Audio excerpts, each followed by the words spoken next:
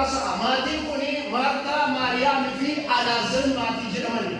Waa'ee abbaa isaanii haadha isaanii kitaaba qulqulluu wanta irra kaa'ee qabu waan ta'eef achi keessa galuu hin dandeenye. Haa ta'u iyyuu malee gaaf tokko Yesuus Kiristoos mandara biraarraa tajaajilaa otoo jiru Alaazar baay'ee jaallata. Maatii kana Waaqayyo baay'ee jaallata. Otoo dhaamsa itti erganuu otoo xalayaatti barreessanuu akka amma kana bilbilli waan hin jirreef otoo nama itti erganuu Yesuus Kiristoos bakka tajaajilaa jiru dhufuu dhiisee Alaazarin du'e. Namni gaafa du'u gaafa guyyaa sadaffaadha waan doktorii ta'an yeroo dubbatamu gaafa guyyaa afurii keessatti raaca'e. Namni du'e gaafa guyyaa sadii keessatti raaca'e. Guyyaa sadiitti namni du'e keessi Lukaas kanarraas raaca'e. Du'e gaafa guyyaa afurii immoo mataatti raaca'e.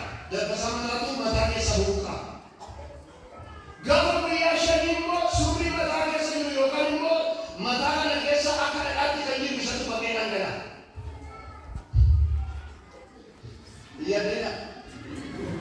Gaafa guyyaa ja'a immoo gogaatu gurraacha. Gogaan qaama namaa kun kasatti jijjiirama.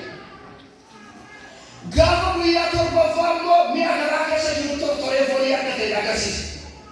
Iddoo sanatti lubbuutu jirtutu jira. Warra lubbuun jiran warra foonii fayyaa jiranitti lallabaa ture Yesuus. Asitti Alaazartu lubbuun fooniin du'uuf jira lubbuu isaa fayyitee jiranitti. Kanaaf ture Yesuus. Asitti Alaazar yoo du'eeyyuu fooniin du'a jedhetu chillaa jedhe Yesuus. Sababni isaa lubbuu isaa fayyitee waan ta'eef. Iddoo kana immoo nama utuu fayyadeen samaayi dubbataa jedhe. Anak samaayi dubbataa. Waktu dalamnya anak sama ini berbeda. Haleluya. Bagi anak-anak yang seperti kita ada doa Allah sama itu sendiri Pak. Hah? Ini apa ayat ada doa lagi apa? Gak tahu apa yang akan ada lalu betul.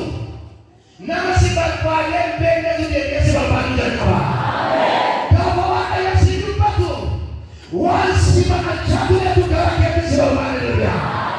Akhirnya wanti silakan jatuh, silakan jatuh, negara silakan jatuh.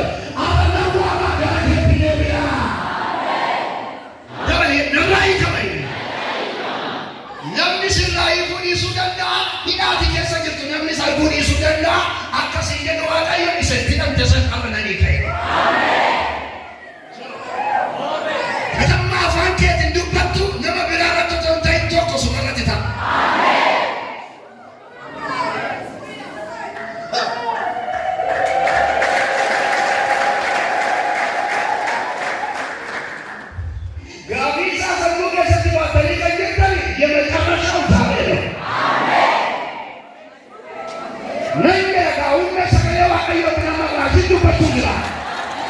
Haleluya. Sagala kana namana ke hikara. Sagala kana junuke hikara. Sagala kun alabu ke dontai wa alabu ke. Ya rabbi alayka tusika